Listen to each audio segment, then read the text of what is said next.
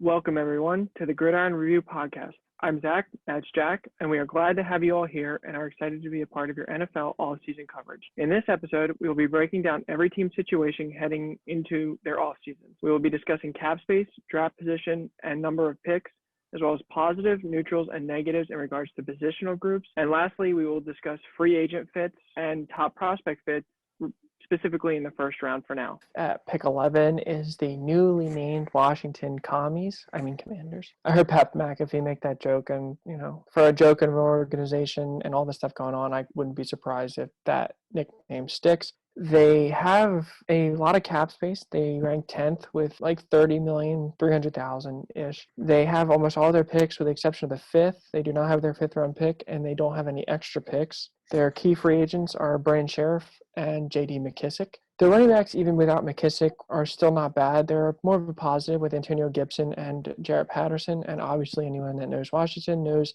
their defensive line is strong and incredibly invested in. Despite all the injuries last year, doesn't seem like it'd be a pattern. I mean, he had some weird ones. Like, I think Montez Sweat broke his jaw. It's just wild. But assuming they're all back and healthy, that may be the best defensive line in football. Neutral positions, their wide receivers are okay. Obviously, Scary Terry is maybe one of the most underrated wide receivers in football. And maybe with a really good quarterback, he's a top receiver. Curtis Samuel was hurt most of the year, and he's been hurt in his career before, so it's unknown whether this is a pattern or just a freak thing. But they also drafted Antonio Gandy-Golden in the fourth, I believe, and Cam Sims is a free agent, but he might re-sign. He's not a big name. He's a big body. We'll see. Tight ends are average. Logan Thomas seemed to be massively trending up last year until he got hurt, and John Bates is not bad.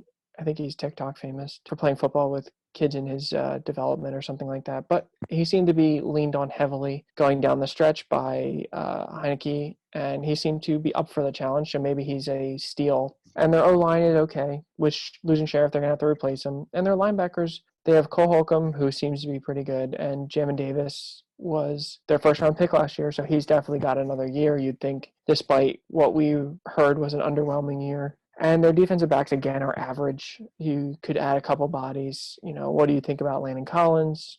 Their depth at safety is average. Their corners are, again, okay. All of it's okay. Certainly with their defense playing as bad as it did and underperforming as bad as it did, you'd think they add another body. It needs to be addressed as quarterback, no matter what you think. Heineke is a good backup. He might even be a great backup. He's not a starter. At least it doesn't feel like it. Their best free agent fits, the first one we have is Marcus Mariota. Washington's one of the few teams that we would argue desperately needs a quarterback. And I know they're rumored to be drafting someone, but we are not high on this draft class beyond one quarterback. And even then, so Marcus Mariota would allow, Rivera to have shades of Cam. Obviously, they're not the same quarterback in any way, but having that mobile quarterback to run the offense for 2 weeks until he gets hurt, pulls a hamstring, then you're back to your backup. So make sure you have a good backup, folks. We think they could add a mid-tier receiver in the free agent class. We didn't have it. None of the names stood out particularly, but we don't think they go after one of the big guys, nor do we think if you're looking to compete, one of the big receivers would go there. We also have them filling that linebacker spot with someone like Anthony Barr, who would be a nice veteran presence on a super young defense, and fill in that third linebacker position in a way. They're missing that pass rusher drop back ability in their linebacker core. And then we also have them taking possibly a big swing with Jesse Bates, but we'll see.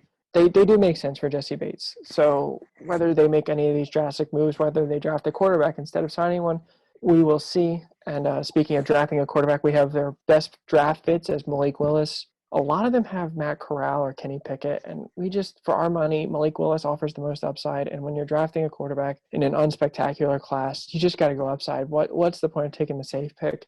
You have the safe quarterback in Heineke right now. Why do you want more of that? Nothing against Heineke, but if you're drafting in the 11th pick, you're not taking, a game manager ideally. I think you always bet on the upside. We think they could draft a receiver here. Traylon Burks, Drake London would pair really well with McLaurin or one of the other guys. There's a lot of receivers in this draft. And if they don't want to go offensive weapon, someone like Kenyon Green to replace Brandon Sheriff would make a lot of sense. Also, just to throw in there, they could be another team trading for a quarterback. The reports, and we'll talk about this more later, but Carson Wentz might be traded. He could go to Washington, play Eagles twice a year. I'm sure that'd be a lot of fun. just like Simmons going to the Nets. Anyway, that's a little bit of a digress. Jack, we are on pick 12. Go ahead. The Minnesota Vikings have picked 12 this year. First off, congratulations to new head coach Kevin O'Connell on his Super Bowl win. I hope you're at the bank because your new team is $14 million in the hole, ranking them 29th in the league.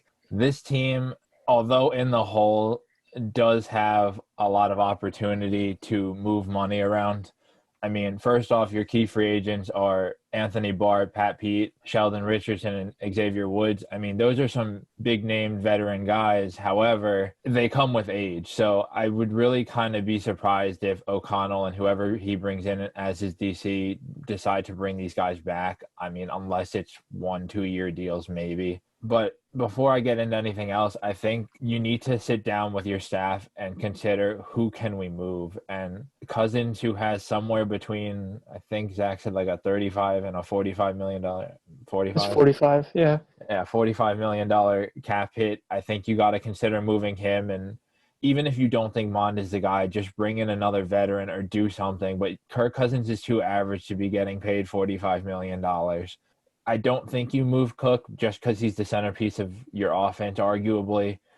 However, for the right price, for a guy who seems to be always injured, I think for the right price, you can argue that your backups can handle a committee role, or maybe you bring in another guy. Thielen, I mean, I would hate to see him leave Minnesota. I mean, the story of Minnesota is just flowing through his blood.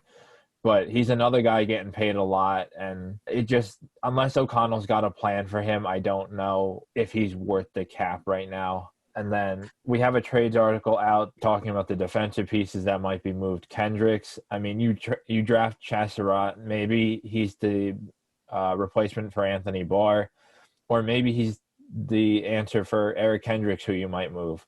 Maybe you move Daniil Hunter, Michael Pierce, Harrison Smith, who's in his 30s now. Like there's so many options of age guys that you could get rid of to clear cap, and maybe O'Connell starts fresh. Like if management told them like, hey, we're gonna give you a couple years to get you the roster that you need, then I don't think it's a bad idea to start the rebuild now rather than 2 years in being like, oh well, I'm 2 years in, we haven't gone anywhere. Now I got to rebuild. I'm on the hot seat. Whatever may happen. But in terms of draft picks, they do not have a fourth. They have 2 extra sixths. We said that their positives were running back and receiver and their D-line. There's a lot of depth there, whether you like the starters or not. There is some young depth there. In terms of things that need to be addressed right away, defensive back, kind of secondary needs is pretty much everything else. Quarterback, tight end, guard, linebacker.